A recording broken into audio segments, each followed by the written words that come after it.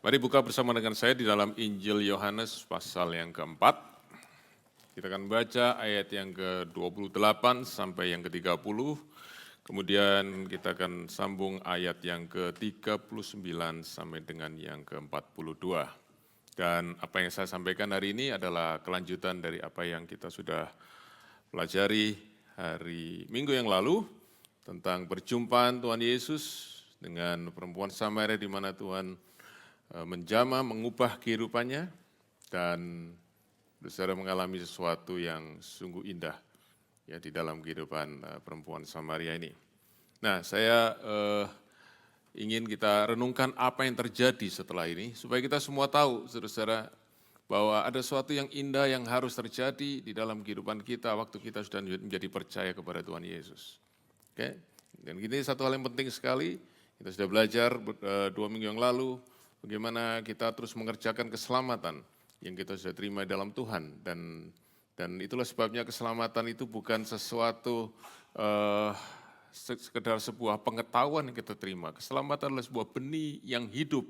Ya, kan saudara, kalau kita belajar minggu lalu, keselamatan adalah seperti mata air hidup, living water.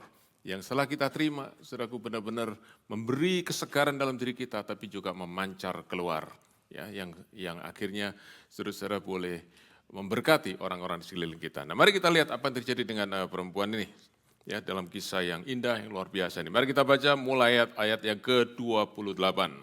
Injil Yohanes pasal yang keempat. Maka perempuan itu meninggalkan tempayannya di situ, lalu pergi ke kota. Nah, kota itu kalau sudah baca kembali di awal dari kisah ini adalah kota Sikar. Dan berkata kepada orang-orang di situ, mari lihat, di sana ada seorang yang mengatakan kepadaku segala sesuatu yang telah kuperbuat. Mungkinkah dia Kristus itu? Maka mereka pun pergi keluar kota, lalu datang kepada Yesus. Sekarang kita lompat ke ayat yang ke-39. Dan banyak orang Samaria dari kota itu telah menjadi percaya kepadanya, percaya kepada Yesus karena perkataan perempuan itu yang bersaksi. Ia mengatakan kepadaku segala sesuatu yang telah kuperbuat. Ketika orang-orang Samaria itu sampai kepada Yesus, mereka meminta kepadanya supaya tinggal pada mereka, dan ia pun tinggal di situ 2 hari lamanya. Dan lebih banyak lagi orang yang menjadi percaya karena perkataannya, dan mereka berkata kepada perempuan itu, kami percaya, maksudnya kami percaya kepada Yesus, tetapi bukan lagi karena apa yang kau katakan, sebab kami sendiri telah mendengar dia, dan kami tahu bahwa dialah benar-benar juru selamat dunia. Terus saudara seperti katakan minggu lalu, mungkin saudara sudah pernah dengar kisah ini, tetapi saya ingin membawa saudara sekali lagi untuk sedikit merenungkan lebih dalam lagi. Ini kisah yang luar biasa. Sebab apa saudaraku? Di dalam kisah diceritakan bagaimana satu kota semua menjadi percaya kepada Tuhan Yesus. Satu kota. Ya, saudara, Tuhan Yesus dalam pelayanannya dia pergi ke banyak kota, tetapi belum pernah ada satu kota yang semua jadi percaya kepada Tuhan Yesus. Jadi ini sesuatu yang sangat-sangat luar biasa. Dan yang lebih luar biasa lagi adalah satu kota ini bertobat karena dimulai dengan satu orang. Dan orang ini bukan orang paling hebat, bukan orang yang terpandang, bukan pemimpin di kota itu, tapi justru orang yang statusnya paling rendah di dalam strata sosial di kota tersebut. Dan saudara, benar-benar luar biasa. Ya, dan ini yang kita akan belajar, saudara, dari kisah ini, bagaimana Tuhan ingin memakai kehidupan saudara dan kita semua menjadi alat yang efektif di tangan Tuhan. Nah, karena itu saya ingin bertanya kepada saudara, saya yakin saudara sudah banyak dengar pertanyaan ini, tapi saya ingin tanya sekali lagi, berapa banyak saudara sungguh ingin hidupmu dipakai oleh Tuhan? Oke? Nah, kalau saudara angkat tangan, saudara mesti tahu, saudara akan dipakai Tuhan untuk apa? Ya, seringkali, saudaraku, itu pertanyaan, gitu, saya Tuhan pakai hidup saya, untuk apa, saudaraku? Nah, saya ingin kasih kepada saudara satu hal menjadi konteks di dalam apa yang saya bagikan hari ini. Saudara, siapakah Tuhan Yesus itu? Dia adalah Allah, dia adalah Tuhan. Oke, dia turun ke dunia menjadi apa? Saudaraku, menjadi manusia untuk menjadi juru selamat manusia. Savior. Oke, jadi misi daripada Tuhan Yesus datang ke dunia ini adalah misi keselamatan, mission of salvation. Dan karena itu, dia mencari orang-orang yang dia mau pakai, Yang dia mau, saudaraku, yang mau menyerahkan hidupnya kepada dia untuk dipakai sebagai bagian dari misinya, yaitu menjadi instrument for salvation, menjadi alat keselamatan. Dan kalau kita mau, saudaraku, memberikan hidup kita untuk Tuhan, maka yang tertinggi daripada semuanya, bukan kita dipakai, saudaraku, untuk berkhotbah, bukan dipakai hanya untuk main musik, untuk menyanyi, ya, bukan dipakai untuk melayani, untuk mengajar, tapi yang tujuan akhirnya di ultimate goal, Tuhan pakai hidup kita untuk menjadi alat keselamatan, di instrument for salvation, supaya keselamatan boleh diterima oleh orang-orang di sekeliling kita. Nah, untuk itu saudara kita akan belajar dari kisah ini, dan saya bagikan baru saudara 3 hal tentang keselamatan terjadi di kota Sikar di Samaria ini. Oke, nomor 1, saudaraku, dari kehidupan perempuan ini dipakai oleh Tuhan Yesus, perempuan Samaria ini. Oke, kita bagi dalam 3 bagian. The person, ya, the method, and the results. Oke, kita belajar siapa orangnya. Oke, dengan cara bagaimana, saudaraku, dia dipakai oleh Tuhan dan bagaimana hasilnya. Oke, the person, the method, and the results. Nah, tetapi sementara itu, saya ingin kita juga, saudaraku, sementara kita belajar bersama-sama, kita juga banyak melakukan reflection, kita bercermin, dan kita, saudaraku, bertanya dalam diri kita. Supaya kita, saudaraku, dalam belajar ini kita tidak hanya menjadi penonton, kita bukan hanya menjadi pembaca, kita bukan menjadi students, tetapi kita masuk di dalam cerita ini dan kita melihat diri kita di situ. Dan saya berdoa kita semua mendapatkan makna yang indah dari kisah ini buat pribadi kita masing-masing. Oke, nomor 1, saudaraku, the person. Kita minggu lalu kita sudah belajar, saudaraku, siapa perempuan ini, ya. Dia adalah perempuan, saudaraku, yang hidupnya, saudaraku, penuh dengan penderitaan, tetapi juga hidupnya terasing dari masyarakat. Karena itu dia datang ke pinggir sumur Yakub. Di kisah yang kita baca minggu yang lalu, saudaraku, seorang diri di siang hari, waktu yang tidak umum untuk seorang perempuan pergi ke sumur untuk ambil air, saudaraku, dengan satu tempayan yang besar sendirian. Mereka selalu datang biasanya bergerombol pagi hari dan sore hari. Tapi dia datang sendirian berarti dia orang yang terasing, dia orang yang terisolasi dari masyarakat. Ya. Dan kalau kita baca minggu lalu, kenapa demikian? Karena kehidupannya yang kita tahu, saudaraku, ya, dia sudah punya 5 suami dan sekarang dia hidup dengan seorang pria yang bukan suaminya. Ya, ada beberapa nasihat Alkitab mencoba, saudaraku, memberikan defense, ya, mencoba menjelaskan perempuan tidak seburuk yang kita kira, saudaraku. Saya hanya mengambil dari apa yang firman Tuhan katakan, ya, bahwa perempuan sekarang hidup dengan seorang pria yang bukan suaminya. Dan tentu, saudaraku, itu menjadi aib yang besar dengan masyarakat, karena itu dia menyingkir, saudaraku, dia tidak bisa bertemu dengan orang banyak. Ya, dan waktu dia bertemu dengan Tuhan Yesus menawarkan kepada dia air hidup. Dan Tuhan Yesus berkata, kalau engkau minum air dari sumur ini, engkau akan haus lagi. Tuhan bukan hanya bicara tentang air sumur ini, saudaraku, sumur Yakub, saudaraku, yang ada di kota Sikar itu. Tapi bicara air dari dunia ini. Segala sesuatu yang engkau coba minum dari dunia ini untuk memuaskan dahaga jiwamu, engkau pasti akan haus lagi. Kita sudah belajar minggu yang lalu. Ya. Saudaraku, air dari dunia ini hanya menaruh kita di dalam namanya hedonic treadmill, di mana kita mengalami kepuasan sesaat, kemudian kita kembali dan kita merasa hampa kembali, kita merasa haus kembali, lalu kita mencari sesuatu yang lain yang bisa memuaskan kita, tapi tidak pernah bertahan lama. Kita selalu kembali, kita selalu, saudaraku, harus berjalan bahkan berlari di atas hedonic treadmill tersebut. Dan Tuhan berkata, aku memberikan kepadamu air yang lain. Sebab air ini bukan datang dari luar, tapi air ini selagi engkau terima, dia akan terus tinggal di dalammu, menyegarkan jiwamu, dan bahkan menjadi sumber air yang memancar keluar. Engkau tidak lagi hidup, menginginkan sesuatu yang di luar untuk engkau bawa masuk dan memenuhi hidupmu, tetapi engkau penuh dari dalam dan memancar keluar. Ya, kehidupan yang dari outside in dirubah menjadi kehidupan yang inside out. Dan apa itu, saudaraku? Tidak lain adalah Allah sendiri. Sebab, saudaraku, di dalam hati kita ada satu tempat, desire dalam diri kita yang Allah ciptakan untuk Allah sendiri. Tapi dosa membawa kita mencari yang lain untuk mengisi itu. Dan Tuhan Yesus datang sebagai juru selamat untuk mengembalikan kita, menebus kehausan kita di atas kayu salib, membawa kita kembali kepada Tuhan dan mengizinkan Allah untuk masuk di dalam kehidupan kita, menyegarkan jiwa kita. Dan saudaraku, itulah sebabnya perempuan ini dibawa oleh Tuhan Yesus, lapis demi lapis. Mulai saudaraku bicara tentang air jasmani, dibawa masuk bicara tentang suami, air di dalam hatinya, dibawa lebih dalam lagi bicara tentang penyembahan, air di dalam rohnya. Dan akhirnya dia menemukan satu jawaban, worship, penyembahan itu adalah keselamatan. Penyembahan itu bukan ritual, penyembahan adalah kita bertemu dengan Tuhan, kita boleh datang dan punya fellowship, relationship dengan Tuhan. Dan dia menjadi Allah yang mengisi hati kita, menjadi air hidup di dalam kehidupan kita. Itu yang dialami oleh perempuan ini, saudaraku. Dan memang perjumpaan tidak mudah, karena Tuhan Yesus harus membongkar, saudaraku, bagian yang paling sensitif, paling dalam diri perempuan ini. Waktu Tuhan berkata, panggil suamimu, bahkan Tuhan berkata, engkau sudah punya 5 suami.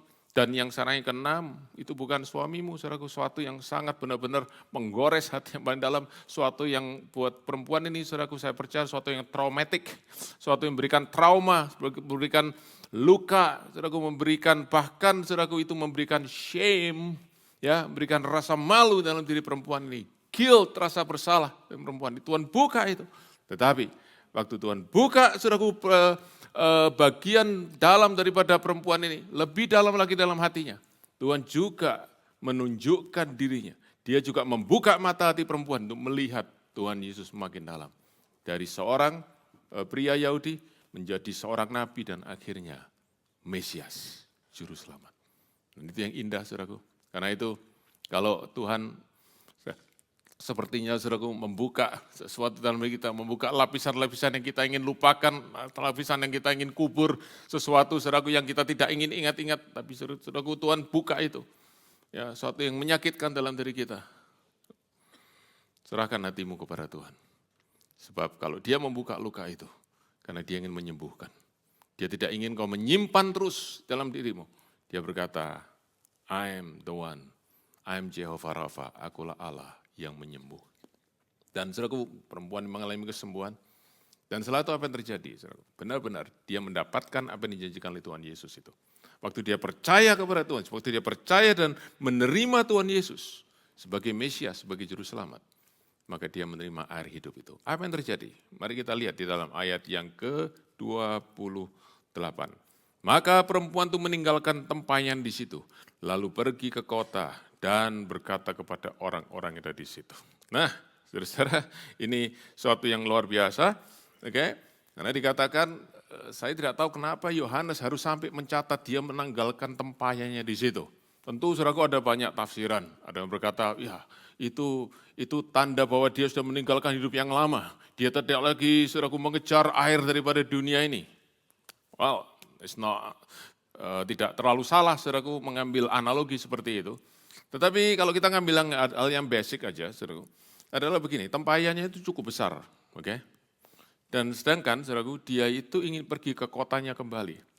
Dan ini menunjukkan apa? Dia benar-benar 2 hal. Nomor 1, dia ingin cepat ke kota itu. Dia ingin cepat, dia ingin lari kota itu, dan karena itu dia tidak bisa bawa tempayan itu, karena itu ditinggal, ya, di pinggir sumur itu. Yang kedua adalah, kalau tempayan tinggal di situ, berarti menunjukkan apa? Dia pasti akan datang balik. Dia bukan pergi, ciao, goodbye, oke? Ya, tapi dia mau datang kembali, dia mau balik ke kota itu. Kenapa? Karena dia ingin membawa orang-orang di kota itu datang kepada Yesus. Oke? Itu yang saya lihat, saudaraku, kenapa dia tinggal tempayan itu di pinggir sumur itu. Dan ada sesuatu yang indah. Yaitu apa, saudaraku? Setelah dia terima air hidup itu, benar-benar dia tidak bisa tahan. She cannot hold herself not to share with others. Dan ini perenungan yang penting sekali buat kita semua. Sebab apa, saudaraku? Kalau kita sungguh-sungguh mengalami seperti yang dialami perempuan ini, kita sungguh-sungguh berjumpa dengan Tuhan Yesus, kita sungguh-sungguh mengenal Tuhan Yesus, bukannya sekedar pengenalan secara kognitif, secara logika, yang itu adalah penting. Tetapi pengenalan di dalam kita sungguh-sungguh mengalami pekerjaan kasih karunia dalam diri kita. Maka satu yang terjadi, yaitu Air hidup itu, kalau kita terima air hidup itu, Tuhan berkata, itu akan menjadi mata air yang memancar keluar. Artinya apa?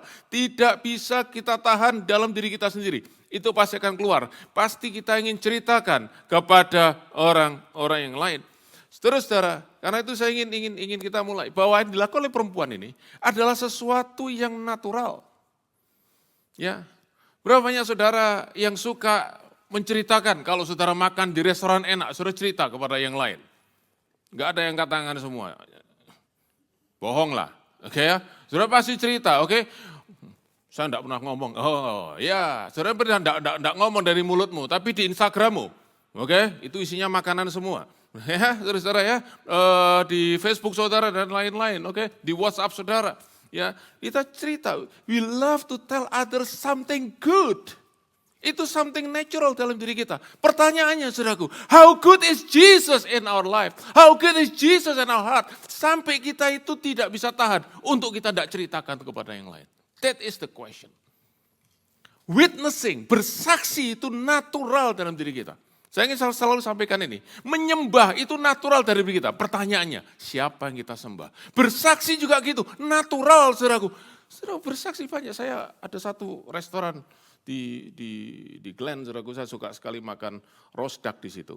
Oke, saya sudah bersaksi, saya tidak tahu berapa orang, saudaraku, saya bawa banyak jiwa ke sana, saudaraku. Dan berapa jiwa yang saya bawa ke sana sudah membawa jiwa yang lain lagi, saudaraku, ke sana. Oke, saya yakin saudara juga pernah lakukan itu. Bersaksi itu natural. Pertanyaannya, apakah kita pernah menyaksikan Yesus sebab kita melihat dia itu begitu indah sehingga kita berkata, my friend needs to know about Jesus. Nah, itulah saudaraku kehidupan yang inside out. Bersaksi. Ya, kalau kita orang Islam menginjil, itu adalah sesuatu yang kita lakukan secara natural sebab ada sesuatu yang di dalam diri kita. Tetapi, saudaraku, kalau Yesus hanya sekedar pengetahuan dan sekedar cerita yang ada di luar diri kita, yang kita ketahui, kita bisa ceritakan, hafal, tapi tidak sungguh dalam diri kita, we have nothing to share from inside. Nah, satu lagi, saudaraku, apa yang jadi dengan perempuan ini? Yaitu dia ingin ketemu dengan orang banyak. Tadi, baru kira-kira, saudaraku, beberapa jam sebelumnya, dia menghindar dari orang banyak, dia tidak ingin ketemu. Dia rasa malu, dia rasa takut, saudaraku. Dia merasa rendah. Sekarang dia enggak takut ketemu orang banyak. Ada transformasi yang sangat dalam terjadi dalam diri orang ini. Bahkan dia bisa ketemu dengan orang banyak dengan sukacita. Something has happened to this woman. Ada real change, ada perubahan yang real terjadi di dalam diri orang ini. Itulah saudara kita belajar dari perempuan Samaria ini. Dan perenungan buat kita semua, sudahkah kita mengalami yang sama dengan dia? Sehingga kita punya kerinduan, kita akan mulai ceritakan Yesus kepada yang lain. Witnessing is natural. Yang kedua, kita belajar tentang method. Nah, kalau kita bicara metode, saudaraku, kita selalu bicara tentang how, ya, bagaimana kita melakukan, bagaimana kita bisa bersaksi kepada orang lain. Dan saudaraku, saya tidak mengecilkan pentingnya kita belajar pelatihan, kita belajar tentang training, penginjilan, bagaimana kita membuka bicara dengan orang lain, bagaimana saudaraku kita masuk di dalam pemberitaan tentang Yesus, itu semua penting. Tetapi saudara-saudara, itu semua tidak cukup untuk membawa kita bersaksi kalau kita tidak sungguh-sungguh mengalami seperti yang perempuan yang alami, yaitu kita mendapatkan air hidup yang memancar keluar dari dalam diri kita. Nah, karena itu, yang hari ini saya ingin bagikan saudaraku tentang metode yang dilakukan oleh perempuan ini adalah satu hal yang sederhana. 3 hal saja yang saya bagikan kepada saudara-saudara. Ya, hal yang sangat-sangat simpel. Kenapa saya bagikan ini? Karena begini, saudara-saudara. Perempuan ini, oke, saudara boleh challenge saya, oke, saya tidak akan bantah, tetapi saudara dengarin dulu. Perempuan ini baru 1 jam jadi orang Kristen. Kalau gampangnya saya pakai seperti itu. It's just 1 hour to be a believers. Baru 1 jam jadi orang percaya, bahkan less than that. Tapi dia sudah pingin bersaksi. Baru saja dia percaya, sudah langsung pingin bersaksi. Oke? Right? Saudara setuju? Oke, jangan ngomong 1 jam, terserahlah berapa, saudaraku ya. Oke, tapi belum lama, hari yang sama, on the same day, perhaps on the same hour, dia baru jadi orang percaya, dia sudah pingin sekali bersaksi. Dan dia langsung lari untuk bersaksi. You know what I'm getting to? Berapa lama kita jadi orang Kristen? Tapi kita tidak pernah punya kerinduan untuk bersaksi. Something must have been wrong with us. Pasti ada sesuatu yang salah dalam diri kita, saudara. Kita apalagi sudah bertahun-tahun gereja, sudah dengar banyak firman Tuhan, sudah banyak dengar tentang Yesus, tapi tidak pernah ada dorongan, tidak pernah kerinduan untuk kita berkata, I want to tell others about Jesus, because Jesus is so wonderful, so beautiful. Ini perempuan, dia belum sempat ikut belum sempat tahu banyak. Dia cuma baru bercakap-cakap dengan Tuhan Yesus. Tapi dia menerima sesuatu yang real dalam hidupnya. Yang dia ingin bagikan. Oke, kita lihat saudaraku, bagaimana dia bersaksi. Nomor 1, dia bersaksi pada Yesus, he pointed people to who Jesus is. Dia menunjukkan siapa Yesus itu kepada orang banyak. Apa yang ditunjukkan? Perhatikan kalimatnya. Come, see a man who told me all that I ever did, can this be the Christ? Nah ini menarik saudaraku, karena di situ ada kata the man, oke? Dan ingat saudaraku, waktu dia pertama kali ketemu dengan Tuhan Yesus, dia berkata ini orang laki-laki Yahudi, a man. Tetapi kemudian dia berkata yang menceritakan semua yang ada dalam diriku, semua yang tahu rahasia yang terdalam dalam hidupku. Pasti dia seorang nabi, prophet. Nah tapi akhirnya dia berkata, he's more than a man, more than a prophet. He can be a Christ. He must be Christ. Dia ceritakan tentang Yesus.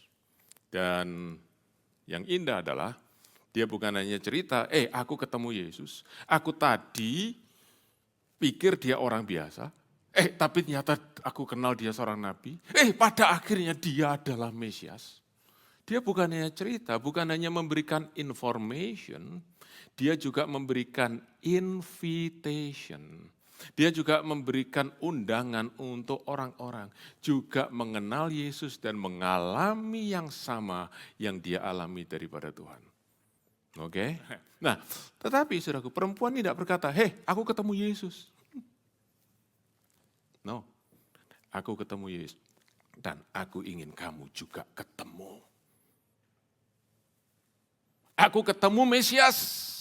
Aku pingin kamu juga ketemu Mesias sebab aku tahu kamu juga perlu Mesias. Everyone needs Messiah. Everyone needs a Savior.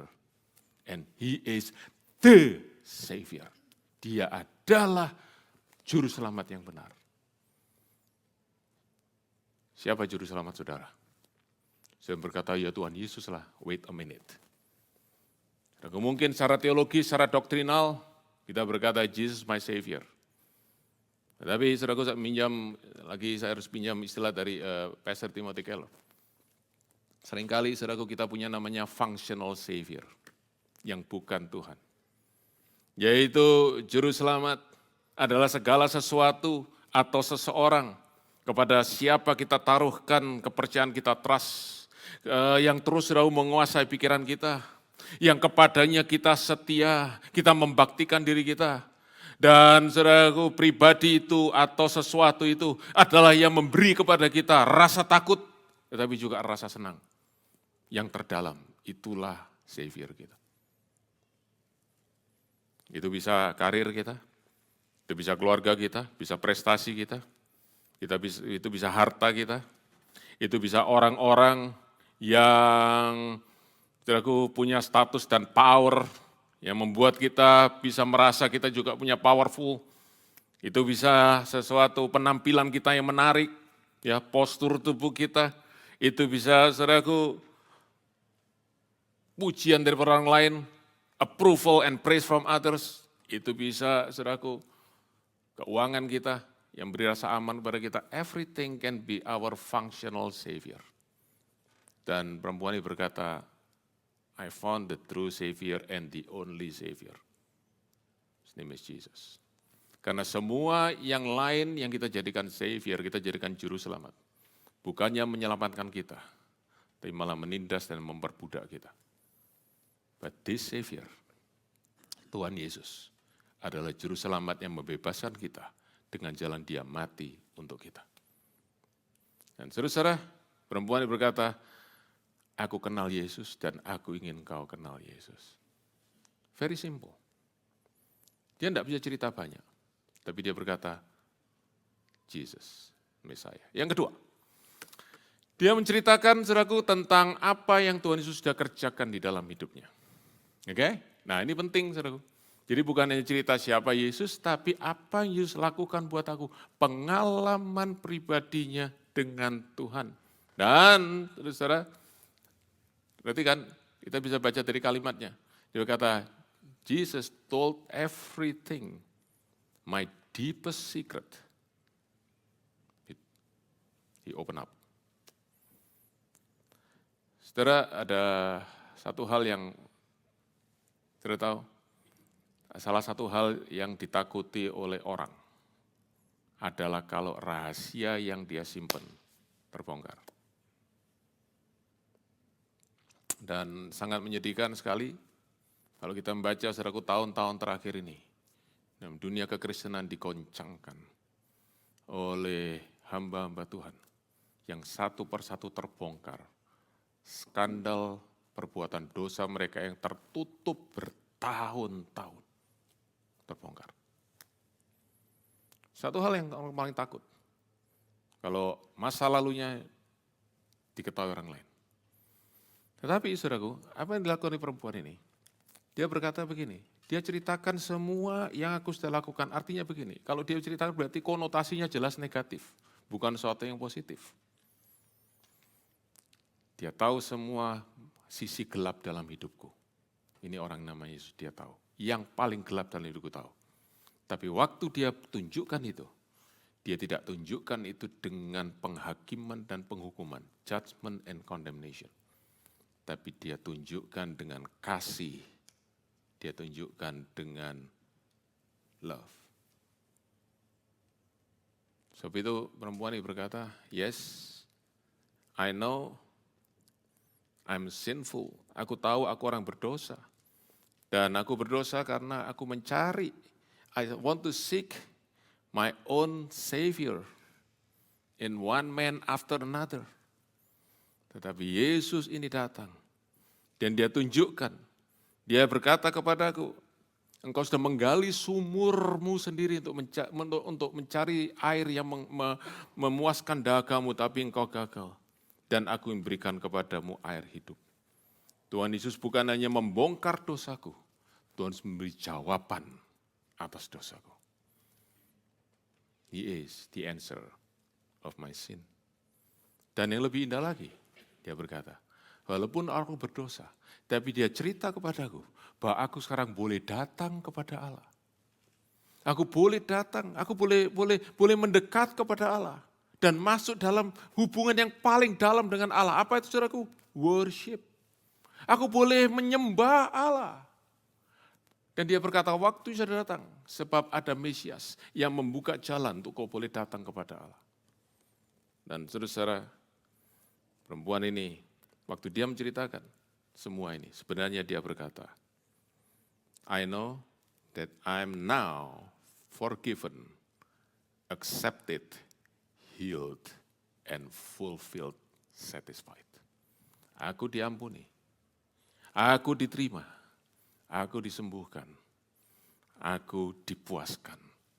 Hidupku sekarang penuh, tidak haus lagi. Dan karena itu dia ceritakan, saudaraku, dia berani cerita tentang dirinya, berani cerita, saudaraku, tentang semua kekurangan dan sisi gelapnya, tanpa rasa takut, tanpa rasa malu. Perhatikan sungguh-sungguh. Perempuan ini bukan menganut, saudaraku, satu attitude yang hari ini, saudaraku, muncul dan merusak masyarakat, yaitu namanya shameless attitude. Nih, kalau orang merasa aku buruk, aku tunjukin aku lebih buruk lagi. Aku tunjukin semua, tidak ada rasa malu lagi, saudaraku. Benar-benar. Kita lihat saudara pasti sering dapatkan itu di sosial media. Tidak demikian dengan perempuan ini. Dia tidak berkata, memang aku jelek, Mau apa? No. Dia berkata, aku memang jelek. Tapi sekarang aku sudah berubah. Yesus sudah mengubah hidupku. Aku sekarang, I'm not a thirsty person. I am fulfilled. I am satisfied. Haleluya. Saudara-saudara, dia mendapatkan pengampunan dan masa lalunya yang buruk tidak menjadi hal yang memalukan, tetapi menjadi hal yang memuliakan Allah. Itu yang luar biasa. Kalau saudara hari ini merasa ada sesuatu yang membuat saudara menutup diri daripada orang lain, yang membuat saudara selalu ingin orang lain itu melihat sesuatu yang berbeda dari dirimu yang sebenarnya, hanya satu yang bisa melepaskan saudara daripada itu, yaitu Tuhan Yesus, yang sudah menanggung dosa penghukuman kita, shame and guilt di atas kayu salib. Dia ingin bebaskan kita. Dia ingin berkata kepada kita, you are loved, you are forgiven, and you are changed. Yang ketiga, perempuan ini ceritakan semuanya dengan, waktu dia bersaksi saudaraku dengan segenap hati dan lewat kehidupan yang nyata yang sudah diubahkan. Dan ini yang penting, ini yang luar biasa. Kalau bicara soal kesaksian, saudaraku, itu bukan hanya, kesaksian itu bukan pengajaran. Kesaksian itu bukan kita ngajari orang, kasih tahu ya ini ya, Yesus itu begini-begini. No. Kesaksian namanya witness, itu adalah selalu mengandung sesuatu yang kita alami secara pribadi. Dan perempuan ini mengalami itu. Karena dia cerita kepada orang banyak, dia berkata, I was thirsty but now I'm fresh. I was blind but now I see because of Jesus. Come and see him. Dan sekarang saudaraku, her shame is wiped out. She no longer live in isolation. She is free to have relation with others. Dan dia sampaikan ini saudaraku dengan penuh antusias, itu sebabnya saudaraku dia tinggal itu tempayannya, dia lari, dia ingin cerita sungguh-sungguh. Dan saudara-saudara saya percaya dia cerita itu dengan semangat, dia cerita dengan penuh sukacita. Saya tahu saudaraku di Australia ini, kalau kita bicara tentang religion saudaraku, seringkali kita akan mendapatkan tantangan, ya, kesulitan, ya, orang jadi skeptis. Tetapi kita harus tahu bahwa kalau kita cerita Yesus, kita tidak cerita tentang religion. Kita cerita tentang person, orang yang sungguh-sungguh. Karena itu saudaraku, kita tidak menceritakan apa yang kita ketahui. We don't tell what we know. We tell what more than we know. What we experience in our life.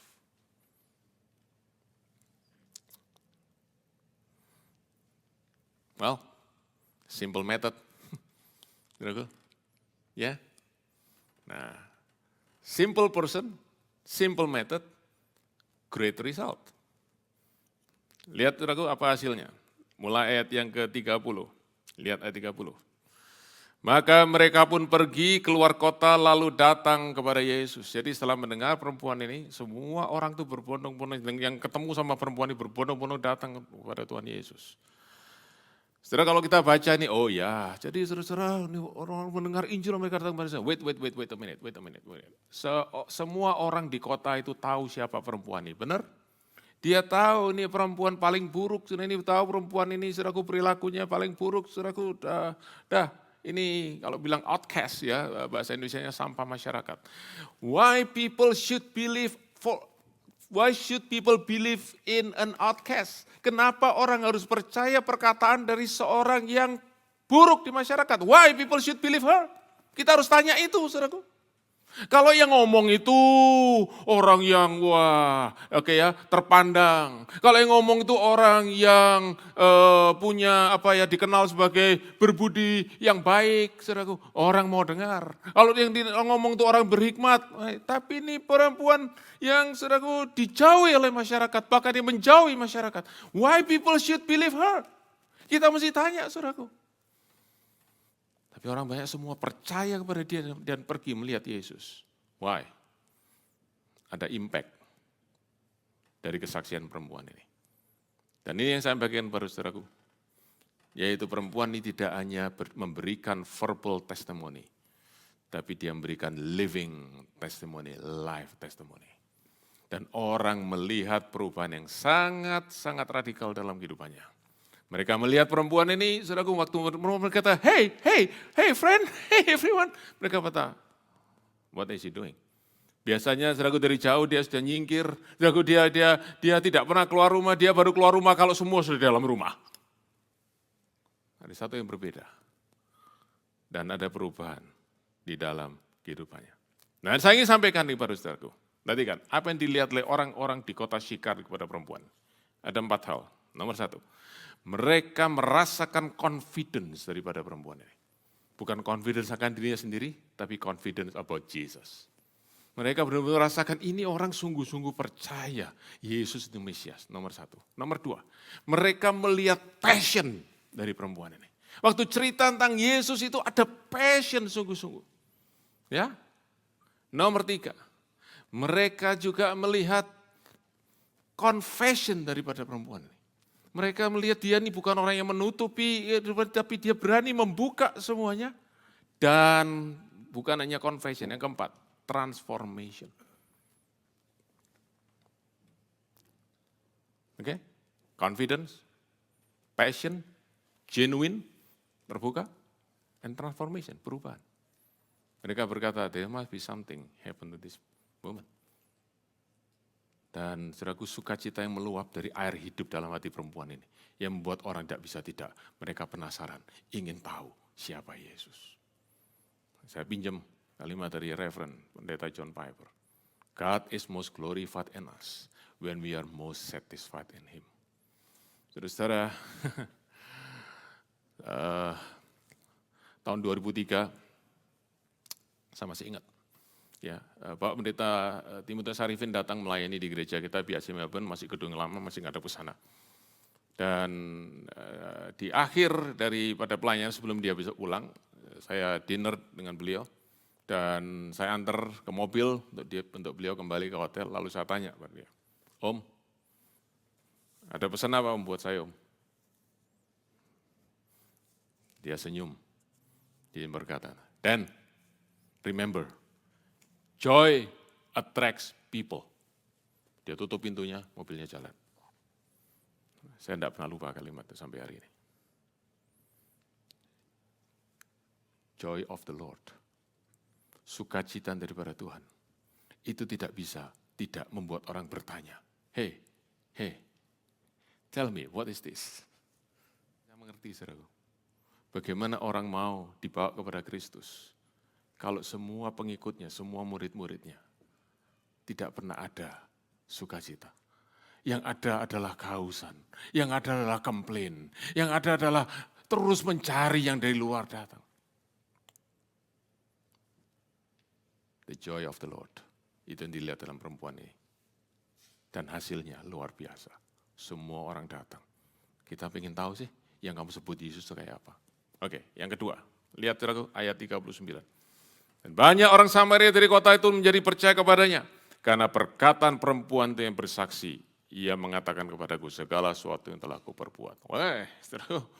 Ingat, mereka menjadi percaya kepada Yesus. Kenapa? Perkataan perempuan ini, kesaksian perempuan ini. Kesaksiannya apa, saudaraku? Diulang kembali oleh Yohanes. Perhatikan, diulang kembali Yohanes menulis Injil ini. Artinya apa, saudaraku? It's such a simple. Itu kesaksian yang pendek, jauh lebih pendek dari khotbah saya. Dan itu saudaraku disampaikan perempuan itu. Tetapi itulah kesaksian yang powerful. Saudara-saudara, to convince people, sometimes less is more.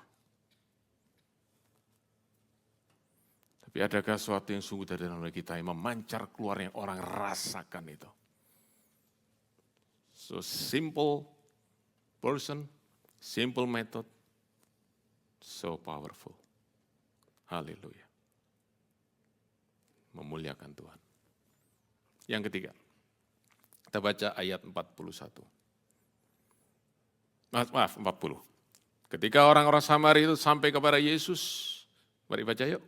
Mereka meminta kepadanya supaya tinggal pada mereka dan ia pun tinggal di situ 2 hari lamanya. Wah, saudara-saudara, apa artinya ini? Oh, ini satu hal yang luar biasa. Saya mau cerita dulu, saudaraku, kalau kita lihat dari sisi sosial. Oke, from social perspective, this is unthinkable, this is miraculous. Ingat, saudaraku, kalau saudara baca di bagian awal, orang Yahudi tidak bergaul dengan orang Samaria. Ingat itu? Jadi mana bisa orang Samaria itu ngundang rabi Yahudi untuk tinggal dan ngajar mereka 2 hari lagi? How can it be? Impossible. But that happened. Sebaliknya sama. Tidak ada seorang rabi Yahudi yang mau tinggal di daerah Samaria, saudara, apalagi nginep 2 hari. Lewat aja kalau bisa jangan. Hindari, lebih baik muter jauh daripada masuk ke daerah Samaria. Ini daerah najis. Ini orang-orang yang kita tidak mau bergaul.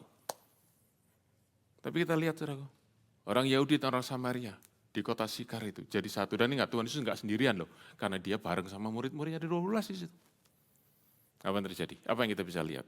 From social perspective, gospel, Injil meruntuhkan tembok-tembok pemisah yang dibangun oleh manusia, yang dibangun oleh budaya, yang dibangun oleh ras, dibangun oleh etnis, hancur oleh kuasa Injil. Tapi ada yang lebih dalam lagi daripada itu. Perhatikan saudaraku ya, ini ayat 40 ditulis setelah ayat 39. Ayat 39 dikatakan orang-orang Samaria percaya kepada Yesus. Dan setelah mereka percaya kepada Yesus, mereka justru minta Tuhan Yesus tinggal di situ. Mereka justru pingin kenal Tuhan Yesus lebih lagi setelah mereka percaya. So, this is the questions. How do we know that we have known Jesus? The answer is, we want to know Him more. Apa tandanya saudara sungguh-sungguh sudah kenal Tuhan? Tandanya adalah saudara ingin kenal Tuhan lebih lagi. Seringkali saudara-saudara kalau kita bicara tentang mengenal Tuhan dan tentang keselamatan, saudara-saudara, ya maka ukuran-ukuran kita adalah yang klasik. Apa? Sudah memberikan pengakuan iman, sudah dibaptis, oke? Bahkan sudah ikut kelas kom, oke? Sudah ikut cell group, bahkan kalau perlu sudah ikut pelayanan dan lain sebagainya. Tidak salah semua, itu adalah bagian dari buah yang secara natural akan muncul dari kehidupan orang yang sungguh-sungguh dari diselamatkan. Tetapi saudaraku, seringkali kita fokus pada itu dan seringkali waktu kita sudah melakukan hal-hal itu, kita pikir kita sudah selamat dan kita sudah kenal Tuhan sungguh-sungguh. No, dengar baik-baik. Ukurannya harus kita ganti. Ukurannya jangan ukuran lahiriah, tapi ukuran rohani. Dan ukuran rohani adalah begini, adakah hati kita makin haus dan lapar akan Tuhan, semakin kita kenal Tuhan, semakin kita lapar dan haus akan Tuhan. Rasul Paulus, di dalam Filipi pasal yang ketiga, saudara pasti sering dengar ini ya. Filipi pasal 3 ayat 7-10, saya quote saja saudara. Dia berkata begini, tetapi apa yang dahulu merupakan keuntungan buat aku, sekarang kau anggap rugi karena pengenalan kau akan Kristus. Bahkan pengenalan Kristus membuat apa yang aku dulu untung sekarang aku anggap sampah. Benar-benar saudaraku terjadi perubahan nilai yang sangat drastis. Sekarang berkata yang untung buat aku, yang keuntungan buat aku. Hanya satu, Kristus. Yang lain semua gak ada nilainya. Itu sudah drastis, radikal, luar biasa. Tetapi kemudian Rasul Paulus melanjutkan di ayat 10. Yang ku kehendaki ialah mengenal dia. Loh, ini sudah kenal, tapi masih ingin kenal lagi, saudaraku. That is what knowing Jesus in real terms. Itulah saudaraku dimaksud mengenal Tuhan secara sesungguhnya. Yaitu apa? Ada kerinduan yang lebih dan lebih dan lebih lagi untuk kenal Tuhan. Adakah ini terjadi dalam diri saudara? Atau saudara cukup puas hanya karena saudara memiliki tanda-tanda lahiriah sebagai orang Kristen, datang gereja tiap minggu yang itu sangat bagus. Ya, saudara memberikan persembahan, saudara melayani itu sangat bagus. Tetapi pertanyaan satu, adakah kerinduan dalam hatimu untuk saudara kenal Tuhan lebih lagi lewat firman-Nya dan lewat saudaraku sungguh-sungguh pengalaman pribadi kita dengan Tuhan. Kalau itu tidak ada, kita harus tanya, kita harus berhenti sejenak dan bertanya, have I truly known Jesus? Impact yang sungguh mendalam orang-orang Samaria ini. Mereka percaya kepada Yesus dan mereka kenal Yesus lebih lagi. Nomor 4. Psalm 4 ayat 42. Apa yang terjadi, saudara? Setelah mereka tinggal 2 hari, kalau Yesus tinggal 2 hari di situ, apa yang terjadi? Ayat 42 ya, Psalm 4 ayat 42. Mari kita baca.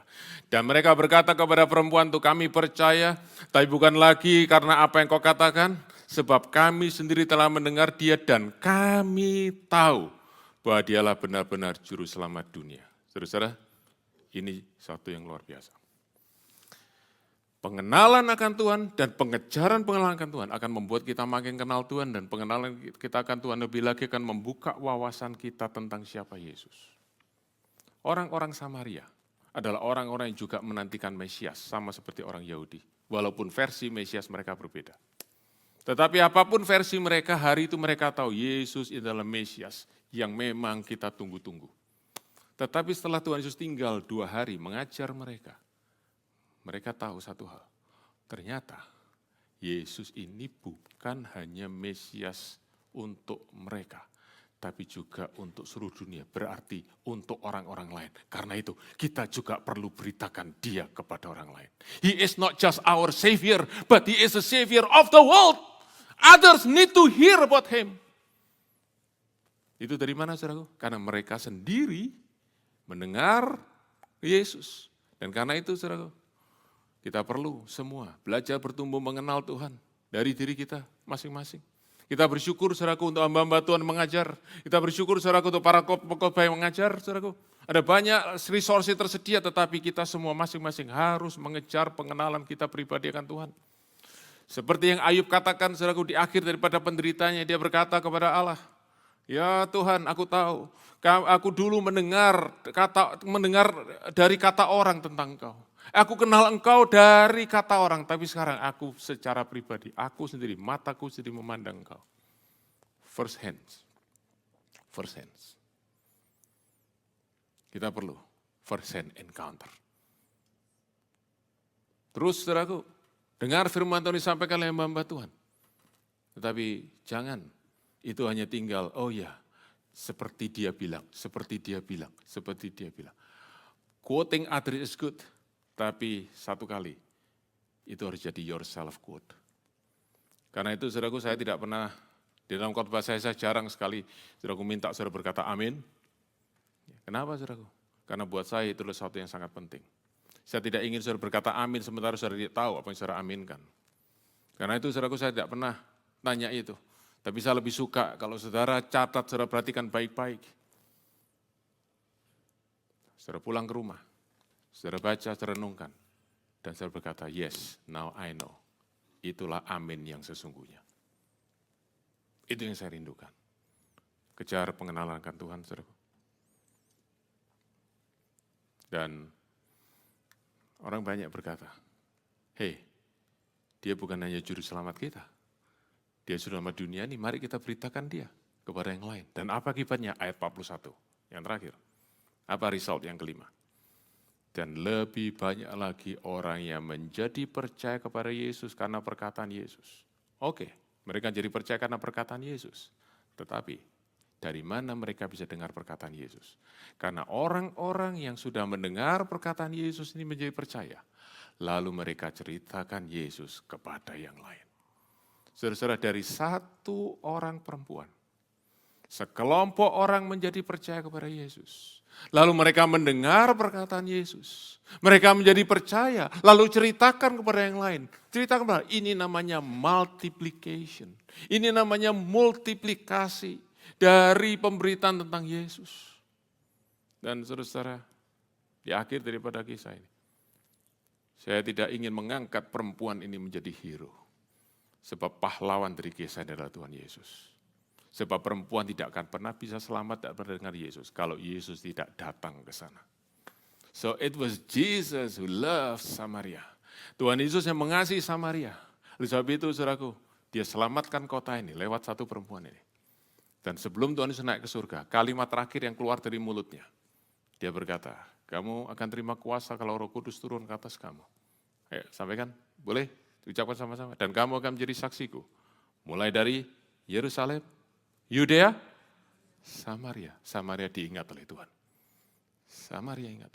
Waktu murid-murid Tuhan dengar itu, mereka Samaria. Tetapi Tuhan Yesus mengasihi Samaria. Dan kalau sudah baca di dalam Kisah Rasul pasal yang ke-8, Filipus pergi ke Samaria, beritakan Injil di situ. Keselamatan terjadi. Petrus dan Yohanes datang. Mereka terima Roh Kudus. Luar biasa. Revival terjadi di Samaria. Sebab Tuhan mengasihi Samaria. Saudara-saudara, bagian terakhir saya ingin berikan kepada kita untuk refleksi dan aplikasi. Nomor satu pertanyaan serius yang saya ingin tanyakan dari kisah ini. Kalau kita bercermin dalam kisah ini, kalau kita refleksi daripada kisah ini, kita harus bertanya, sudahkah kita mengenal Tuhan sungguh-sungguh? Dan bagaimana kita tahu bahwa kita mengenal Tuhan? Dan kalau kita belajar dari kisah ini, sejauh mana kita punya hati untuk ceritakan tentang Yesus, itulah manifestasi daripada pengenalan kita akan Tuhan Yesus. Buah dari pengenalan kita akan Tuhan Yesus adalah kesaksian. The fruit of knowing Jesus is our testimony about Jesus. Saudara, saya senang sekali kalau banyak dari saudara yang saya lihat dan saya tahu sungguh-sungguh belajar. Saudara suka membaca, saudara suka dengar khotbah, puji Tuhan. Tapi jangan puas karena saudara mengerti, jangan puas hanya karena saudara berkata, wah, ya, no. Miliki sukacita sesungguhnya karena saudara mengalami dari apa yang saudara ketahui tentang Tuhan Yesus. Itulah pengenalan yang sejati. Yang kedua, saudara, kisah ini menjadi teguran. Sebab di dalam kisah ini Tuhan Yesus menunjukkan bahwa dia tidak butuh orang yang hebat, orang yang kuat, orang yang punya kedudukan yang tinggi, orang yang punya kepandaian tinggi, dia pakai orang yang sederhana, bahkan orang yang dibuang oleh masyarakat.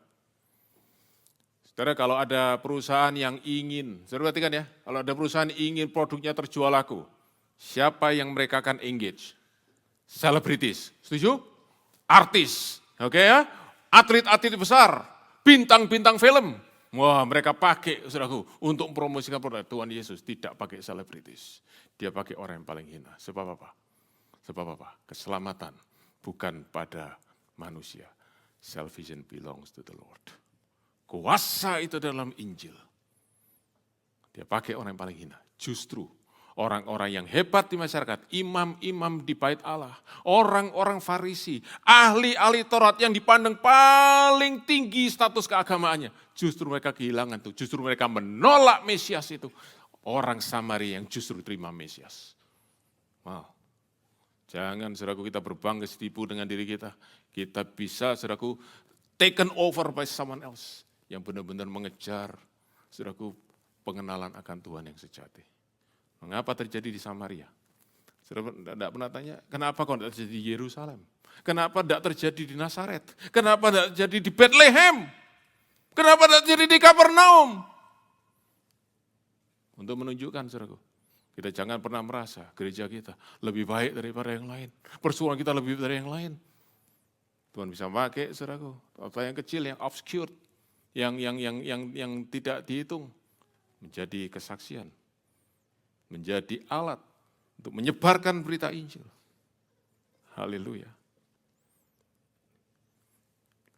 Ada saudara yang hari ini merasa saudara sebagai orang yang broken seperti perempuan Samaria ini. Saya merasa hidupku enggak berguna. Oh, Tuhan ingin pakai yang seperti itu. Tuhan ingin cari yang seperti itu. Supaya apa saudaraku? Lewat alat yang broken. Tuhan lakukan perkara besar supaya dia yang dibesarkan, yang dimuliakan. Yang terakhir, yang ketiga, adalah panggilan untuk kita semua. Mari kita menjadi gereja yang inside out. Mari kita menjadi gereja yang saudaraku mengalami kehadiran Tuhan di dalam ibadah kita. Mengalami kasih Tuhan. Tapi setelah itu kita tidak simpan untuk diri kita sendiri. Tapi kita tahu Jesus is not just our Savior. He is a Savior of the world. Let's bring Him. Let's bring the good news about Jesus to the world. Karena itu, marilah kita sungguh-sungguh mencari Tuhan. Mencari pengenalan akan Tuhan hari yang akan datang ini. Sampai hati kita rasa ada burst, ada luapan. Untuk kita berkata, I have to tell others about Jesus. I have to lift up the cross of Christ.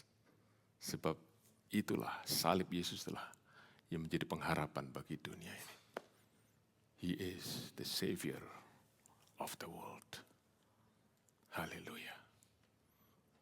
Biarlah kehidupan saudara semua mendapatkan perjumpaan dengan Tuhan.